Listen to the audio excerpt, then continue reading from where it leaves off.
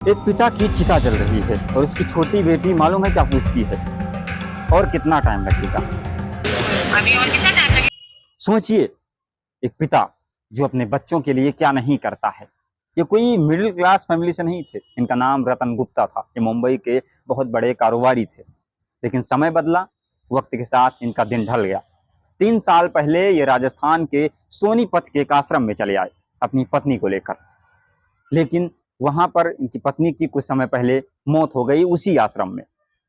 और आज उस पिता की, यानी कि रतन गुप्ता की भी उसी आश्रम में मृत्यु हो गई। आश्रम के कर्मचारियों ने इनकी बेटियों को अच्छा 20 तारीख से पहले तो देखते हैं। अभी मैं सूचना दी कि आपके पिता की मृत्यु हो गई है। बेटियों ने कहा कि हमारे पास समय नहीं है आने के लिए। उन्होंने 5100 रुपये भेजे और कहा कि पिता का वहीं पर अंतिम संस्कार कर दीजिए।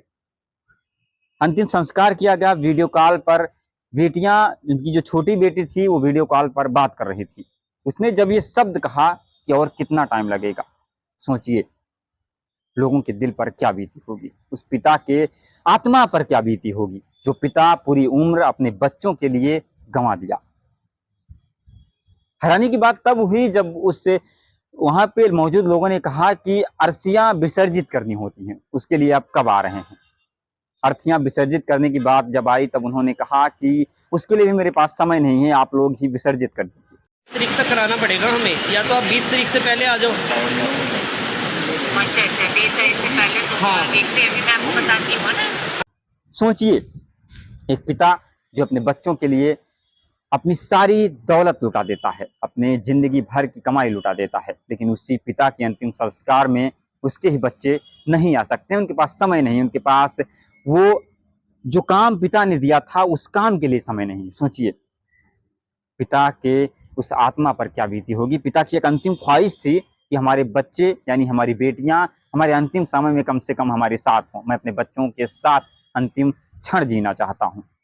लेकिन पिता की वो ख्वाहिशें भी अधूरी रह गई और शायद इस समाज की भी वो ख्वाहिश अधूरी रह गई। जो हमारे गांव में कल्चर होता है कि जब कोई गांव का कोई व्यक्ति, जब किसकी मृत्यु होती है तो वहां पर सारे गांव में सन्नाटा पसर जाता है। गांव के आसपास के लोग इकट्ठा होते हैं उसकी अंतिम विदाई में। लेकिन सोचिए, उसकी अपनी बेटी अंतिम विदाई में आने से मना कर देती है, यह कहकर कि मेरे पास समय नहीं है। क्या हमारा कामकाज इतना अनमोल हो गया है कि हमें एक व्यक्ति के चले जाने के बाद भी उसके लिए समय नहीं है। हमारा कामकाज यार कहाँ पहुंच गया है। हम सब सोचते हैं एक बार के लिए कि हमारा कामकाज जरूरी है, लेकिन वो व्यक्ति जो अब कभी नहीं मिलने वाला हमसे, वो व्यक्ति जिसकी शक्ल अब हमें केवल फोटो में देखने को मिलेगी। सोचिए, अपनी पिता, जिन पिता ने अपने बच्चों को बड़े करने के लिए क्या कुछ नहीं किया होगा, अपने बच्चों के लिए सोचिए कि उनकी हर एक तकलीफ को अपना तकलीफ समझा होगा, अपनी जान की बाजी लगाकर उन बच्चों को बड़ा किया होगा, कहीं अगर ऐसी कोई आपदा आई होगी तो। लेकिन आज वही बच्चे मुंह फेर लिए, वही बच्चियां मुंह फेर ली। ये कोई एक घटना नहीं है, ऐसी अनगिनत घटनाएं होती हैं, लेकिन शायद सोशल मीडिया पर वायरल नहीं होती और हम आप तक पहुंचती नहीं है। तो बस आप सबसे गुजारिश है कि आपके माता पिता ने जो आपको इतना बड़ा किया, आपके माता पिता ने जो आपकी हर दर्द में शामिल रहे, उनकी आखिरी वक्त में आप भी शामिल रहें। बाकी अगर आपको इस खबर को सुनकर कुछ कहना होगा तो कमेंट बॉक्स में कह दीजिएगा।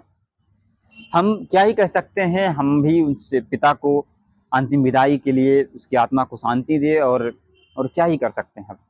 बाकी उस बेटी को भी समझना होगा कि ये काम इतनी जरूरी नहीं हो सकती। हम सब के लिए काम कोई जरूरी नहीं है। उस माता पिता को भी थोड़ी इज्जत देनी जरूरी है। बाकी चलिए मिलते हैं किसी नए वीडियो के साथ। मेरा नाम था आशीष और आप देख रहे थे डेल्स न्यूज़। शुक्रिया।